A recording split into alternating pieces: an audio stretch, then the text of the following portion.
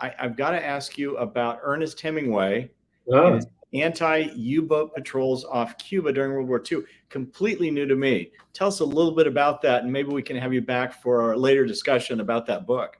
yeah, I like that. I've been interested in Hemingway since I was in college. I did my thesis on him for Carlos Baker, who you might know was his official biographer. So it's been a kind of a long interest for me. Uh, that's a true story. What Hemingway was living in Cuba in 42 and 43.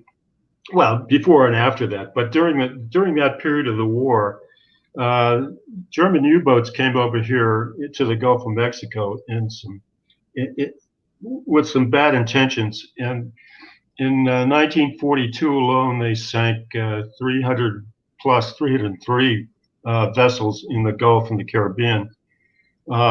We didn't have much of an anti-submarine warfare operation going then. Typically, we were unprepared for anything. Sure, Uh, sure. Admiral King put out a request for yachtsmen all up and down the Atlantic and Gulf Coast to go on out to sea and look for these guys. Because the thing to remember about the early stages of anti-submarine warfare was that it was primarily a visual thing. The Sure. radar was not too sophisticated at that stage, certainly not airborne radar. Yeah. And Well, so Hemingway let me was part of that. let me do this, Terry, since we do have, since it's Oh, we're into 8. Let's switch to Cheyenne Summer, but this is okay. definitely a topic we'd like to explore. Like I said, it's new to me. It's new to Carrie. Let me welcome folks. I'm Lee Wright. I'm the founder of History Camp. I'm in near Boston, and with me in Virginia is. Hi, I'm Carrie Lund. I'm the director of The Pursuit of History, the nonprofit that brings these History Camp discussions to you each week. We are excited to have Terry Mort joining us tonight. Terry did his undergraduate work in English literature at Princeton University and his graduate work at the University of Michigan. After school, he served as an officer in the Navy, specializing in navigation and gunnery. His service included a lengthy deployment to Vietnam, and he has since authored 5 novels, a book on fly fishing, recently the Hemingway Patrols that he was just talking about, and his most recent book, which we will be discussing tonight, is Cheyenne Summer, The Battle of Beecher Island, A History. Thank you so much for joining us, Terry. Thank you for having me. Pleasure to be here. Well, Terry, thank you. Let's start with this kind of different take, different approach that you have as you look at the conflict in the West. Why don't you take folks through kind of what your thinking is and maybe the implications of that, both small and large? I think well, maybe a popular word these days is organic or natural. I think it's the incidents of the West and the conflict in the West with native tribes uh, grew naturally out of the events of the Civil War, not only the military events, but political and economic events. This particular battle that I write about at Beecher Island took place in 1868, in September of 1868. So it was only 3 short years after the end of the Civil War, and people had obviously a long memory of that conflict. The bloodletting was unimaginable. Most modern estimates of killed in that war are getting close to 750,000 people. So it was a terrible event, obviously. But the other thing that happened during that war is that we ran up a tremendous national debt. And that debt was denominated in gold, which means that the government borrowed from bankers, from private individuals, from foreign governments. But every time they borrowed gold, and they would have to repay that loan in gold, depending on various maturities, of course. So gold was a significant factor in political thinking of the day. a corollary to that was a Congress that had spent above their means and was now looking for any way to cut back on its expenses. So that is the economic background to this particular event, which means that when they looked for ways to cut, they looked at the Army. Now, the Army during the Civil War was composed primarily of volunteer troops. As you know, I'm sure, most of those troops were raised by states. They were, in many cases, officered by governors and politicians of those states. Some not so good, as it turned out. But when the war was over, those volunteers wanted to go home, obviously. The regular Army, professional Army, at the beginning of the war was maybe, I can't remember exactly, I think it was about 18,000 people. At the end of the war in 1866, Congress was looking for ways to cut back. And so it established, the appropriations bill for that time established a regular army of 50,000 of all forms, cavalry, artillery, infantry. Interestingly, they chose to put most of their recruiting and their emphasis on infantry because infantry is cheap. Cavalry horses are expensive. It's expensive to train a cavalryman. It's expensive to train them how to fight on horseback.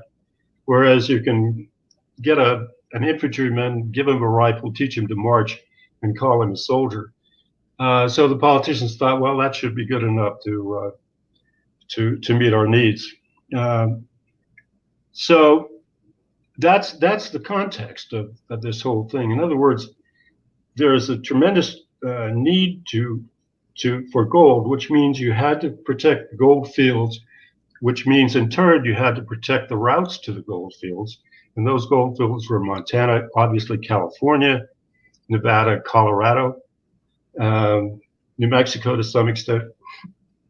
So you have a government that needs gold, needs money, doesn't have any money really to do much in the way of protecting the West.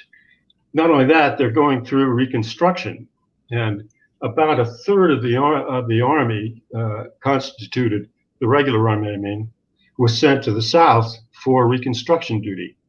In fact, I think one of the companies of cavalry was stationed in South Carolina, and they ended up arresting a couple thousand Ku Klux Klanners. So the army was being used for police duties, which meant that out west, where there was a fair amount of trouble with the native tribes, you had infantry garrisoning the forts, not enough of them, and poorly trained to boot, which is another subject. So that's kind of the context. In 1868, things were pretty rough out there because the native tribes, don't forget, during the Civil War, most of the soldiers had disappeared. They were back east fighting.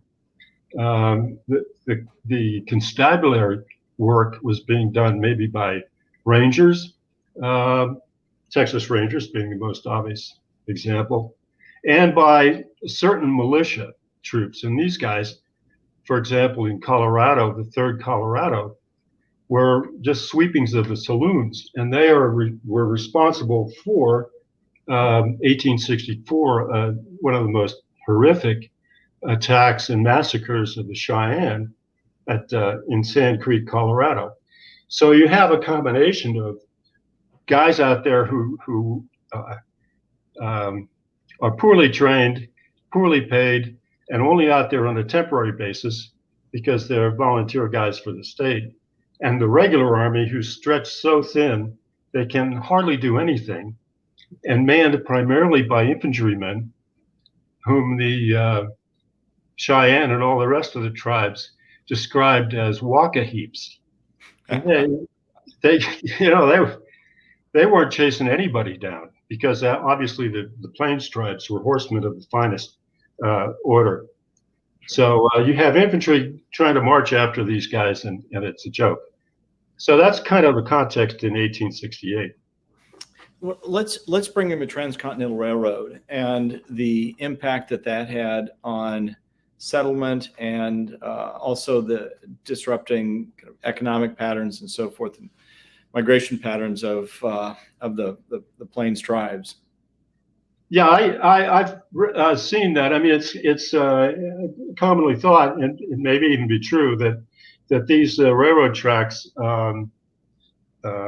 disturb the migrations of the buffalo. I find that a little hard to believe because buffalo are big animals and they can step over tracks without any trouble, I would think. But the real problem with it was that the railroad brought with it settlement. And the settlement was the thing that the Indians, they were ambivalent about it, the Indians, the Cheyenne particularly, and the Sioux. They were ambivalent because the settlement meant that their wandering ways were being interrupted. I mean, these guys were nomads. They were not herdsmen, they were not farmers, they were nomads. They went where they wanted to go and they followed the buffalo and the other game animals. So settlement and nomadism are diametrically opposed and irreconcilable. So as the Plains tribes saw the railroad advancing, they knew what it meant. Now, one of the reasons that they were right about that is that the railroad, particularly the Union Pacific, was financing its operation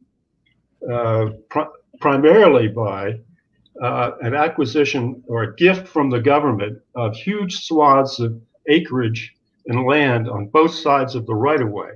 So the government just didn't, when they passed the railroad bill, they just didn't give them a thin line of track to go through, a thin line of right-of-way. They gave them miles and miles on both sides of the railroad. And what the railroad was doing was selling that.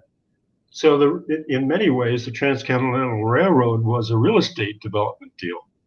And in order to develop real estate, you have to have people.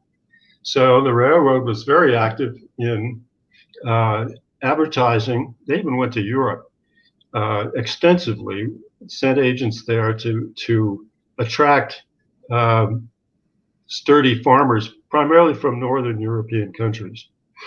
Scandinavia, Germany would be major examples. So, for example, if you read Willa Cather's great books about life in Nebraska, in that area, about those people, that's where they came from.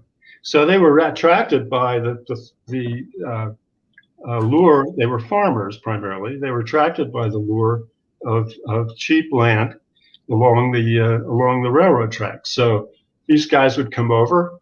The railroad would sell them the land, develop the towns. After the towns or the people were there initially, you'd have an influx of the usual suspects, lawyers, newspapers, barbershops, insurance men, the whole deal. So gradually, these towns were growing up along the railroad, and the Indians saw it, and they recognized what it was. But it wasn't only that caused the strife. Because the Cheyenne, for example, and they're representative of the people, they were very aggressive warriors. So not only was the settlement an annoyance, but it was an opportunity.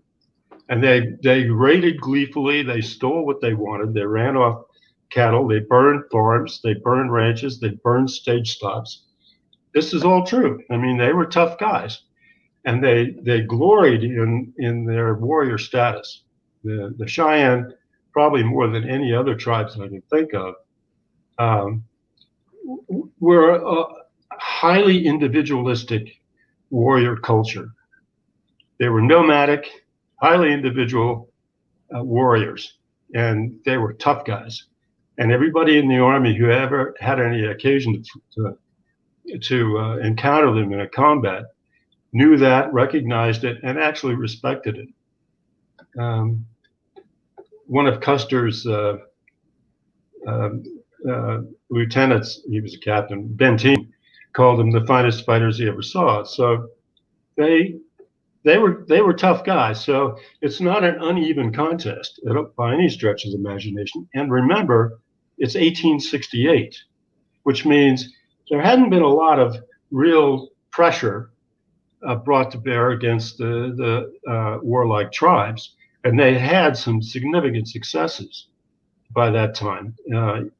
Just a year or so before, they had attacked and wiped out an 80-man regiment, 80-man unit of regular army in Wyoming, in the so-called Fetterman Massacre.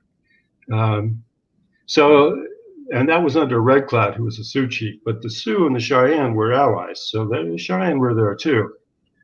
And so they were feeling their oats, both in terms of opportunity and in terms of anger. And then, as far as the Cheyenne were concerned, they were still annoyed.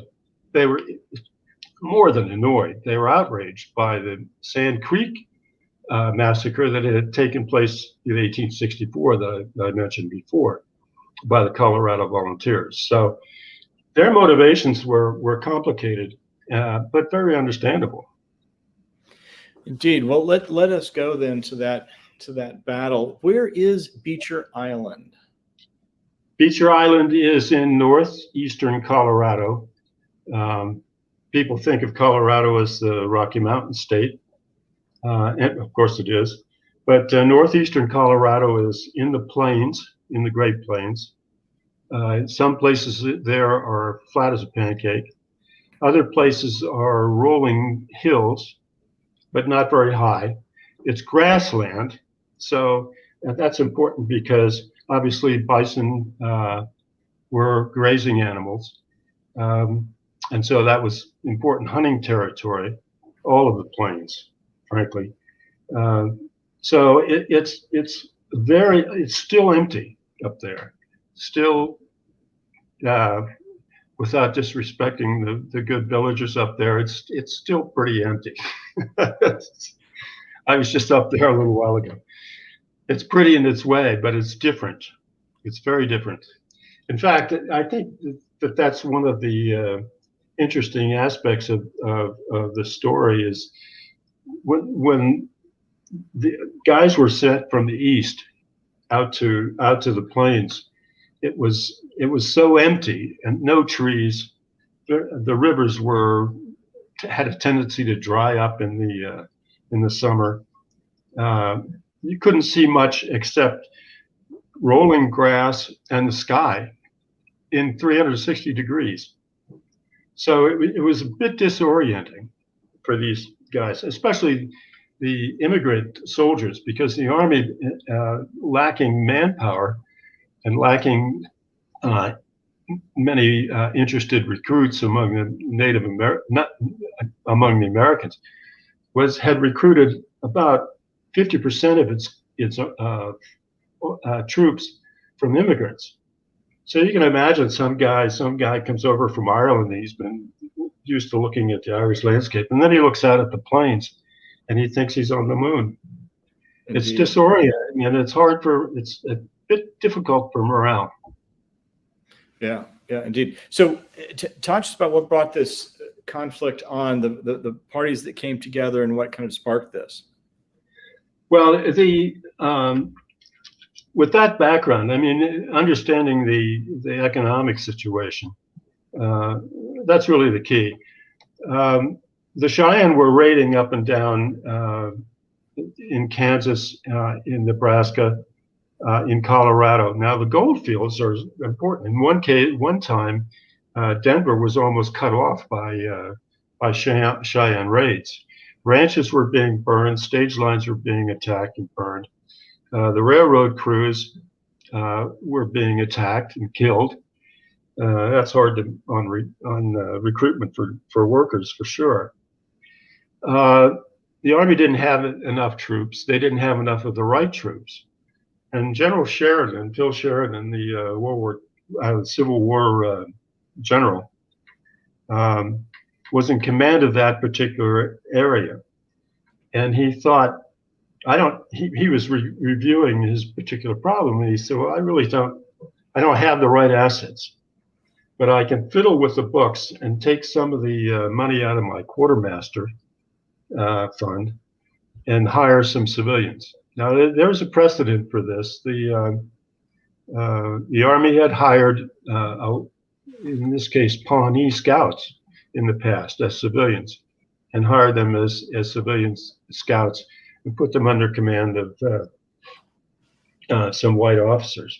So this was not new, but he thought, what Sheridan thought is, the guys I have are not adequate to the task in terms of numbers. I don't have enough cavalry. The guys I do have, the Walkaheeps infantry, are not very well trained. If I sent them out there against these guys, even if they could find the enemy, they wouldn't stand much of a chance being infantry. So he decided to hire 50 civilian scouts. He thought, well, if I give these guys the right kind of weapons, meaning repeating weapons and plenty of ammunition, and they bring their own horses, again, cost-saving thing, I'll pay them $1 a day.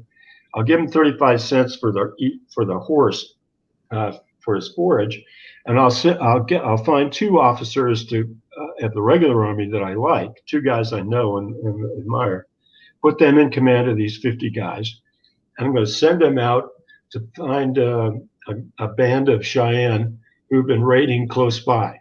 So that's what they did. The commanding officer of this thing was Sandy Forsyth. He was a major. And second in command was Fred Beecher, who was a lieutenant. Both of these guys were veterans of the Civil War. Both of them were extremely good soldiers and very brave. Forsyth had been wounded both at Fredericksburg and at Gettysburg. He had only recovered sufficiently to come back in the Army after the war. So these guys knew what they were doing, at least as far as Civil War kind of soldiering was concerned. Additionally, Fred Beecher had spent the summer of 1868 on a kind of a spy mission, and he had gone around with a couple of old timers and a couple of scouts, not old timers, a couple of scouts,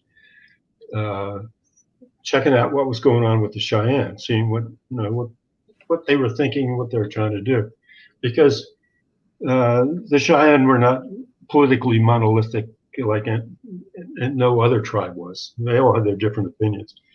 They were very individualistic, as they said. So they hired these 50 guys and said, "Go find these raiders. They're working somewhere along the Colorado-Kansas border, and fight them if you can fight them." Now, any commander in the field has discretion about what he does and when he does it. But Sandy Forsyth, the commander, was an aggressive guy, but he was well respected, a good man. So he was not a firebrand and not a fool like Fetterman, who had been wiped out earlier. So they took off. They took with them 7 days worth of rations. They left Fort Wallace, which was the last fort in the west in Kansas, last western fort in Kansas. And they had 7 days of rations for themselves and for the horses. They had plenty of ammunition, and they had 4 pack mules. Now that's somewhat significant because they didn't take any wagons. That was for tactical reasons. You know, the more you're dragging a wagon along, the slower you're going to be. But the wagons and the cavalry were pretty much married, unfortunately, to each other, because cavalry horses and big troops of soldiers needed forage, a lot of it. So Forsyth said, "No, we're just going to go 7 days. We can get that. The horses can, we run out of grain for them," and each guy was carrying his horse's grain. "If we run out of grain for them, they can graze." Now, the problem with grazing cavalry horses or civilian horses is that they can't live on it. The Indian horses were old descendants of the Mustangs that had been on the plains for hundreds of years. and they had adapted. They were smaller. They had adapted to living in grass alone. American horses couldn't do it. They needed about half grain, half grass. So the guys had to carry a little bit of grain with them to last 7 days, and also their own food. So they set off and went out to look for these guys. They didn't know where they were. They didn't know where the Cheyenne were. And that's the start of the deal. Well, was there, you described some of the raids that they had conducted and so forth. How long did it take them to go from their initial, I guess, departure from the fort to then the first conflict, or the first contact rather? Well, that's significant because it took them 7 days. They found a small trail in the first couple days, and they started following it. And then the trail started to get a little bigger, and then a little bigger, and even bigger than that. And they realized they were following a pretty large village. And some of the scouts came to Sandy Forsyth, the commander again, and said, "Hey, do we really want to do this? Because if we run into these guys, we're going to take on more than we can handle." And so they were also at the end of their 7 days of forage for the grain for the horses. And Sandy said he was faced with a problem because he was on a hot trail. And the big problem with fighting the tribes, as far as the army was concerned, their conventional wisdom was the greatest difficulty in fighting these guys was finding them. And then if you found a village, the first thing they would do as soon as they spotted you is scatter. In fact, people who are familiar with the Little Bighorn will remember that one of Custer's big fears was that he would be discovered and the Indians would escape. So that was conventional wisdom in the army. So Sandy Forsyth also knew that if he turned around from a hot trail and went back, even though the supply situation was critical, it wouldn't look so good. Besides, he didn't want to. He was a professional, and he wanted to do his job, and he was given orders to fight him. So he understood what the guys were saying about caution, but he decided to go ahead. And he went into camp alongside the Rickaree River, which is a branch of the northern branch of the Columbian. The Republican. And he went there because there was good grass in that little valley. He thought, well, this will help the horses, if nothing else. Maybe we'll. But he knew the Cheyenne were around somewhere. He saw plenty of sign. At camp that night, the guys were a little nervous because they knew, in all probability, they'd be attacked. And Sandy looked around and he saw that there was a little island in the river, and the river was mostly dry, as it usually is in the summer.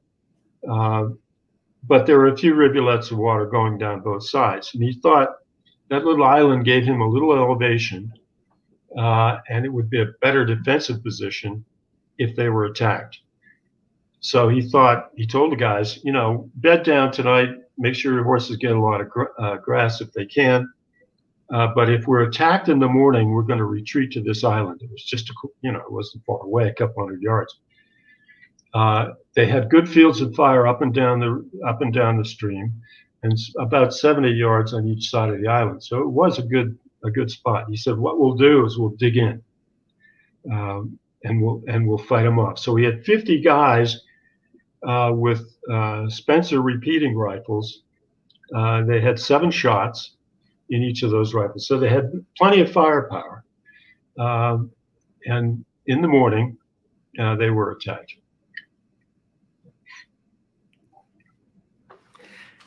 And did they retreat to the island? And then Yeah. Take us forward. It's a really interesting conflict, and one that there's a lot of I think we can perhaps go into it further, and people will still be intrigued and want to learn more through the book. Oh, well, sure. The way it happened was, and I mentioned that the Cheyenne and the Sioux, their buddies, were highly individualistic. They didn't take orders from anybody. I mean, this notion that there's a war chief that tells these guys what to do is nonsense. They wouldn't take an order from anybody. What happens usually is that some guy who wants to go on a raid, who is well respected and knows what he's doing, will say, "I'm going to go do this. Anybody wants to come with me, fine." And they join up that way. They don't have a permanent war chief. Their actual chiefs, their political chiefs, are just that. They're sort of like politicians. So the word went out in the Cheyenne camp because they had spotted these guys, and the word went out to everyone. Now look, don't go giving the game away.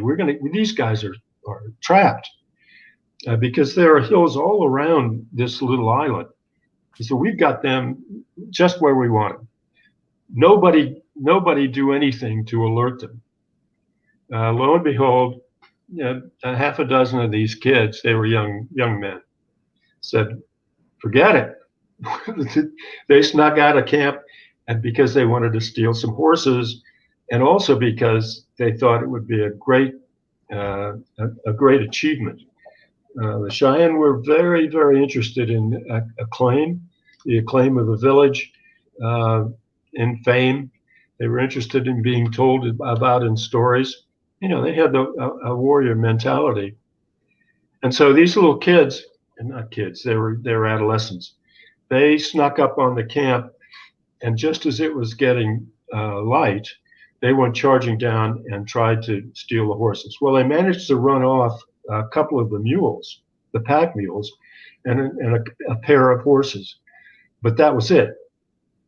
That tipped off Forsyth, and he said, "Come on, guys, we're going to this island." They went to the island, and they dug in. They dug in a more or less a circle, and tied their horses on the outside. Not long after, just a matter of half an hour or so, the rest of the Cheyenne and their Sioux buddies showed up, and they surrounded the island. And it was one of these scenes from a movie, really, where the skyline is ringed with warriors. And interestingly enough, also among the people up there were the wives and children of the Cheyenne who had come to watch. And that was very rare. It happened once or twice, but that was a sign to the scouts that they were screwed. They were doomed, because usually the Indians were very careful about protecting their families, and they didn't get them involved in the fights. So that was a bad sign. And so they did attack. The first charge was a mounted charge by about a couple dozen. There again, they had no coordinated tactics, the Cheyenne. A couple dozen guys said, "Well, let's go." And they rode down on the island, and they rode right over it. But they took a few casualties, and they were surprised by the volume of fire that these guys were putting up. They were used to fighting troops with single-shot muskets. So the fact that 50 guys could put out 7 shots each in a very short period of time meant that the Cheyenne realized suddenly that they were in for a more difficult challenge than they realized. And so they retreated, leaving their dead behind them. There were 3 or 4 killed, a few more wounded. And then they went back up into the hills to think about what they should do next.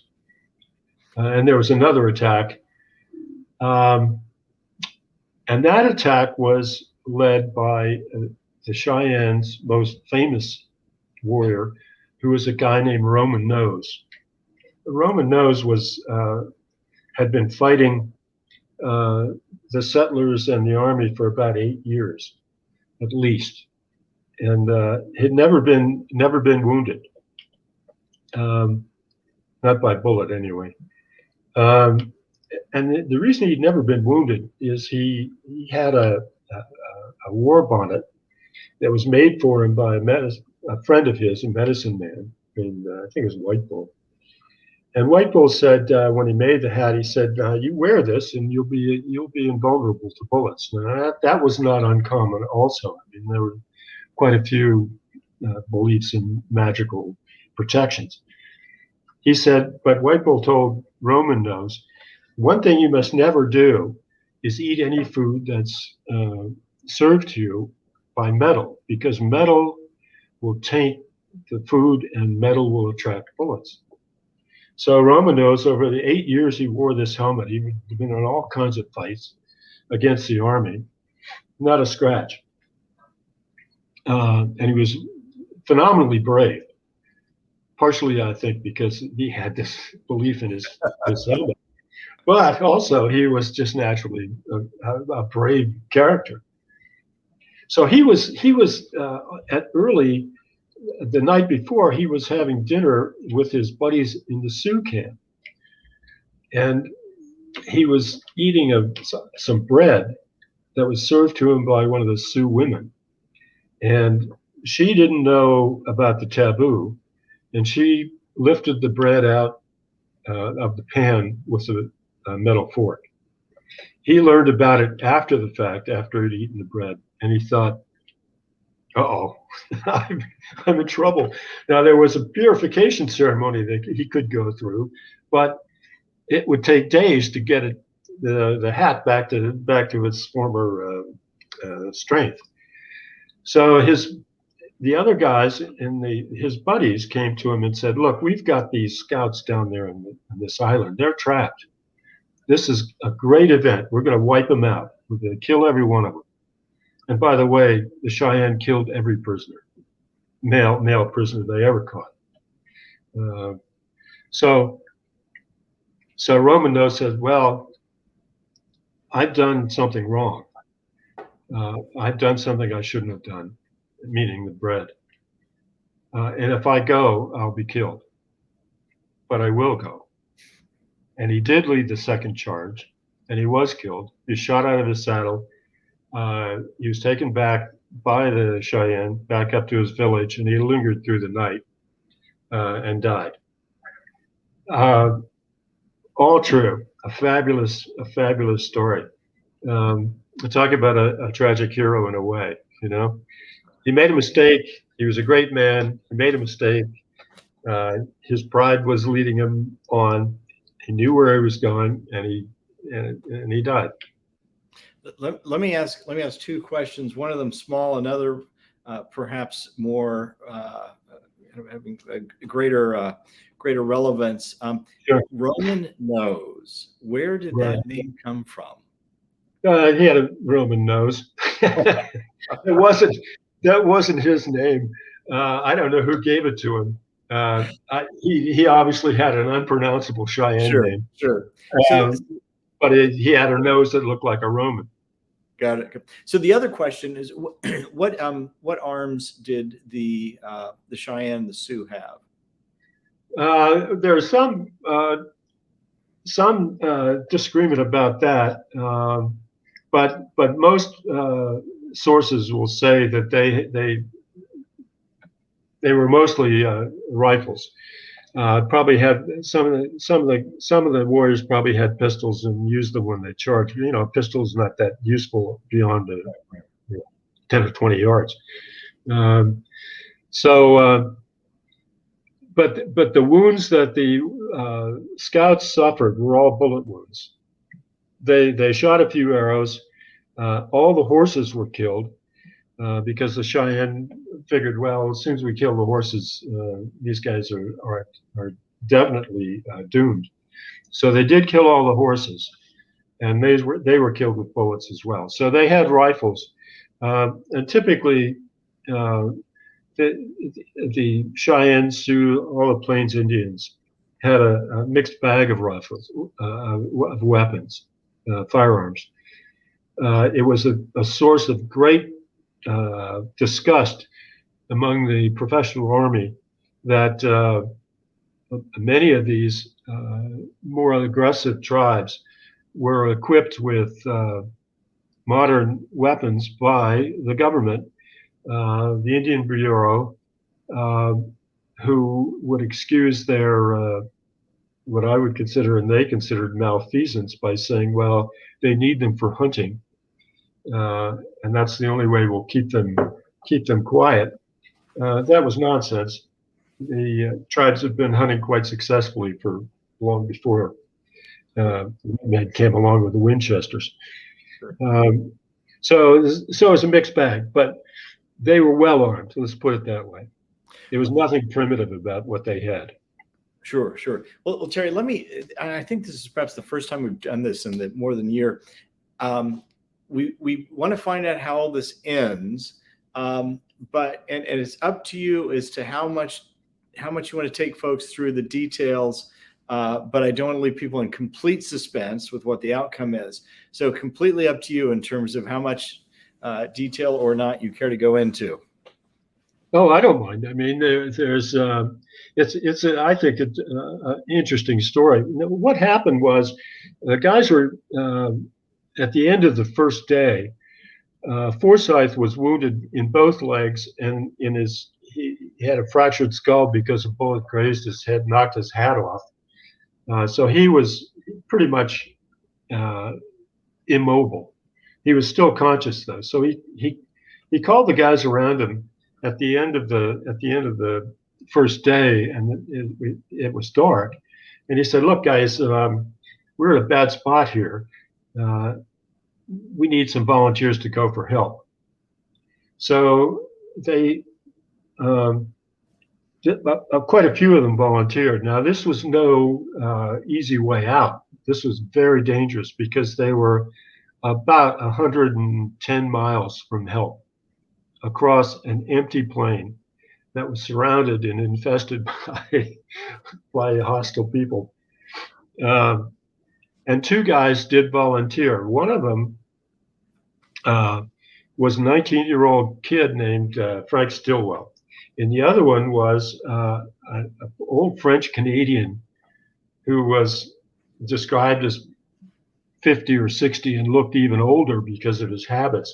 And his name was Trudeau, but his nickname was Avalanche Trudeau because he said when he broke his leg one time, it was the first time he ever rode in an avalanche, by which he meant ambulance. So his nickname was Avalanche. The comic kind of character. He could have been in the movies. So anyway, Avalanche and Stillwell took off in the middle of the night. And they walked backwards across the sandy Arikari riverbed and took off. They didn't have I don't know that they had a compass. I don't think so. It's not mentioned.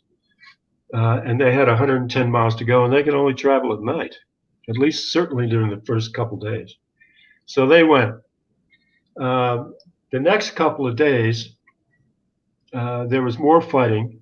The Sioux and the Cheyenne thought that charges on horseback was pretty spectacular and dramatic, but it was also a good way to get killed. So they pretty much got off their horses and fought on foot because the country around there in that valley was covered with very tall grass on both sides, on the island and on all sides around it. So there was sniping, and this went on for 2 more days. By this time, 5 of the scouts had been killed, including, and he wasn't a scout, including Fred Beecher. Lieutenant Fred Beecher, second in command, had been killed in the first charge. And a good dozen or so wounded, and the wounded were in pretty bad shape.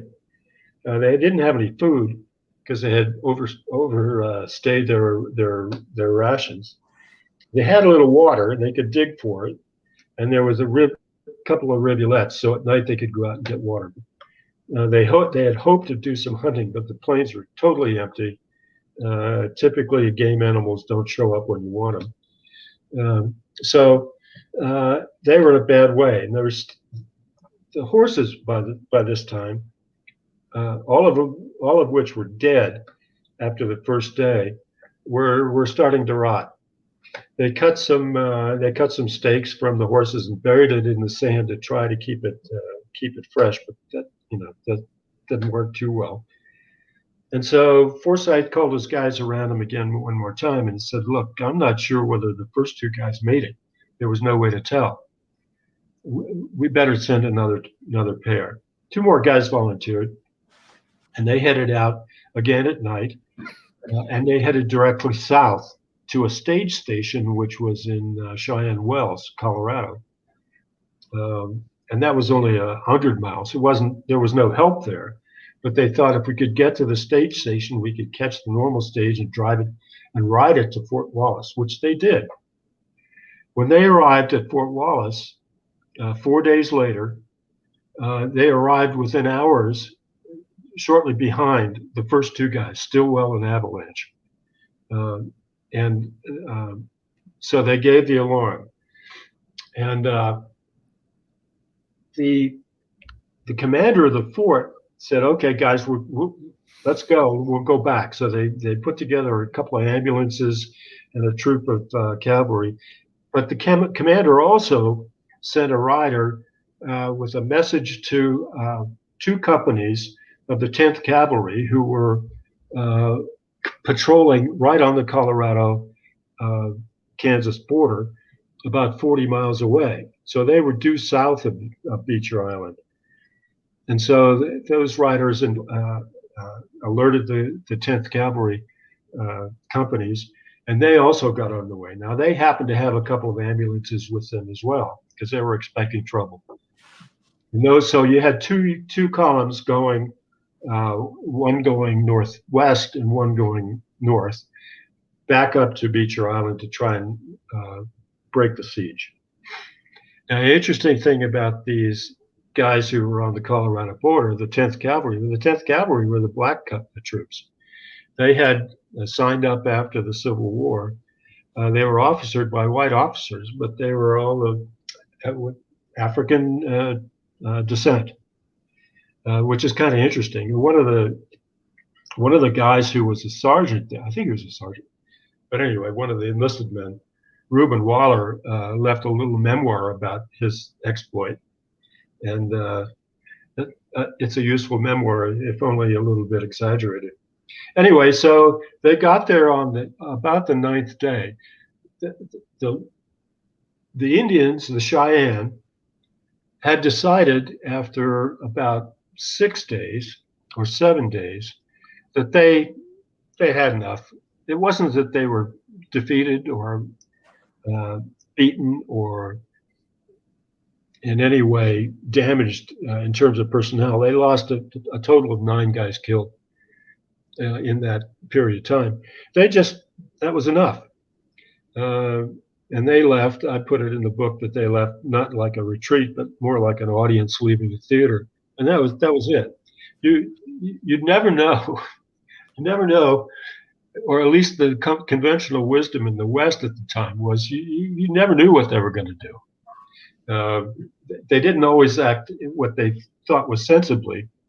But anyway, they were gone by the time the relief parties got there. And so 9 days later, after the initial attack, the relief party arrived. The guys were basically starving. A couple of guys had gangrene in their wounds. I think there were a total of 18 or so who were wounded. They were mighty. They moved the camp off Beecher Island, to say the least, because by that time the air was so foul they could hardly breathe it. And the reason it's called Beecher Island is after Fred Beecher, who was the second in command, who was killed on the first day, and he also because he was a very popular young guy and considered quite a promising officer. So it was especially a shame. So you have an interesting juxtaposition of characters there. You have Roman Nose, who was the Cheyenne hero, who knew he was going to die and charged anyway. And you had Fred Beecher, who was very representative of sort of the Eastern or the American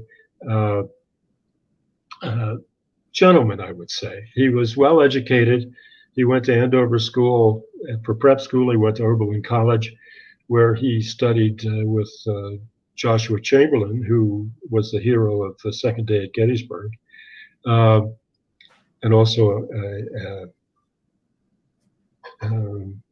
did I say Oberlin? Did I say Oberlin College? I don't know. No, I'm sorry. You said Oberlin. Oh well, that's wrong. It's not Oberlin. It's with that college at Maine. Doggone it, a senior moment, I suppose. Very good school up there. But anyway, he and his family was very prominent in the religious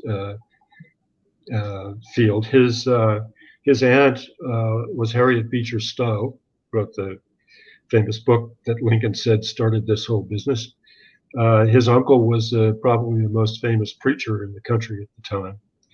So he came from a prominent family. So he had a kind of an interesting juxtaposition of two characters who were very much representative of their cultures. Both of them good guys. Fascinating. Well, this has been so interesting, especially starting with this perspective of the role of the Civil War and the impact of that. Carrie, joining us again. Do we have questions from some of the viewers? We do. We have a viewer who would like to know if the American Indians got their horses from the Spanish. Whoops. I'm not. Let's see.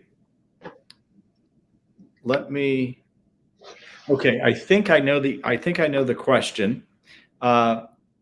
Terry, I believe the question is, did the American Indians get their horses from the Spanish? Well, originally that's where they came from.